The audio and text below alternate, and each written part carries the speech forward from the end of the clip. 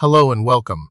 Today, we're diving deep into a fascinating and often misunderstood neurological condition, Central Auditory Processing Disorder, or KPD, with a specific focus on instances involving nerve transmission issues.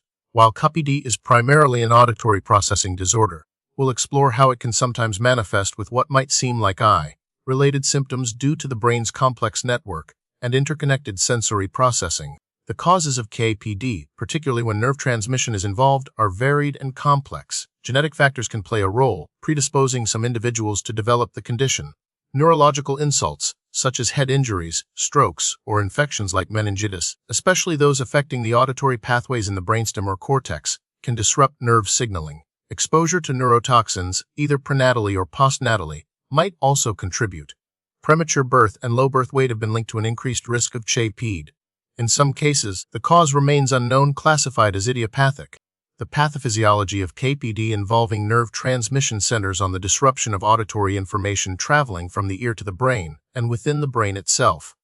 Normally, sound travels from the ear along the auditory nerve to various brainstem nuclei, where it's processed for features like intensity, frequency, and timing.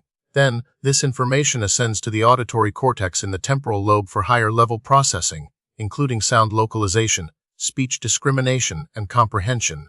In KPD with nerve involvement, there might be impaired myelination of auditory nerve fibers, causing slower or less efficient transmission.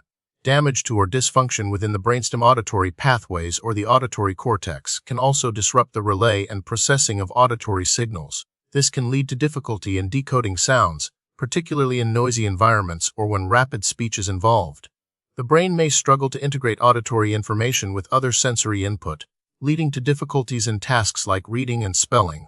While seemingly unrelated, if the brain struggles to synchronize auditory with visual information, it can lead to frustration in visual tasks and symptoms similar to visual tracking disorders or a sense of visual disorientation.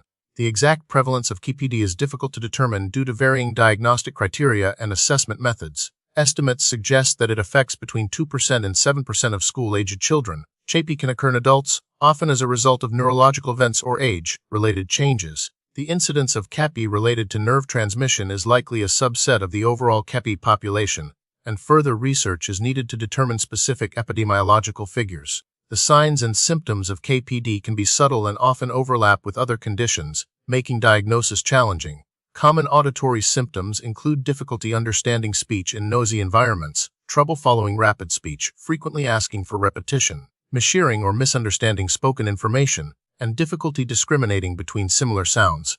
Relatedly, affected individuals may exhibit problems with sound localization and auditory memory. What may appear as eye-related issues can manifest as difficulty with reading comprehension, spelling, and attention, potentially leading to frustration with visually demanding tasks. Some individuals might experience an increased sensitivity to loud noises.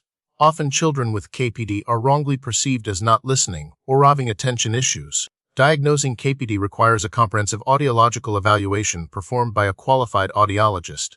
This includes standard hearing tests to rule out peripheral hearing loss, followed by a battery of central auditory processing tests designed to assess various auditory skills, such as speech discrimination, auditory memory, temporal processing, and binaural integration. Neuroimaging studies, such as MRI or CT scans, may be used to identify structural abnormalities or lesions in the auditory pathways.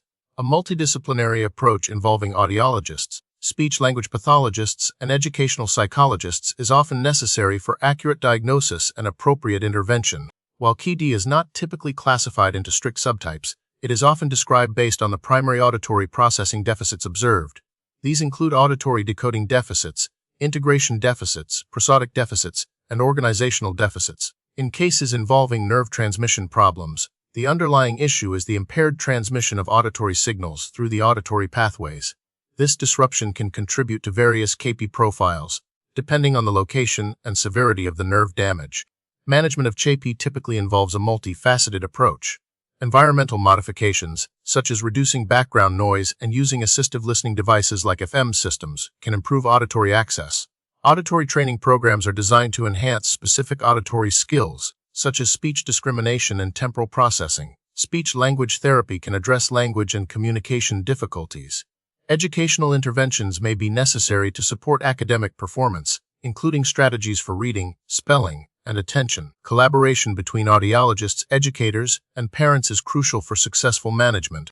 Currently, there are no proven methods to directly prevent KPD, especially when it stems from genetic factors or neurological insults. However, protecting the brain from injuries through safety measures, preventing infections like meningitis, and avoiding exposure to neurotoxins can reduce the risk of developing KPD. Early identification and intervention are essential to minimize the impact of KPD on a child's development. The prognosis for individuals with KPD varies depending on the severity of the condition, the presence of co-occurring disorders, and the effectiveness of intervention. With appropriate management, many individuals with KPD can improve their auditory processing skills and compensate for their deficits.